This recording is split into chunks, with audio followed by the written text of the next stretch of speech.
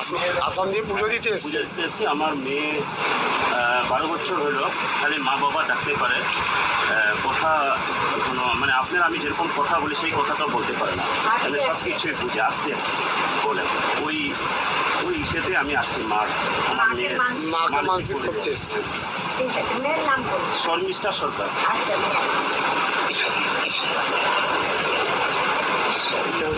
চায়ের পেটে মা তোমাকে একটা শাড়ি দিয়েছে। প্রথমবার এসছো। আমি প্রথম। এরা এই আগে একজন ও, উনি আছে। আলাদা।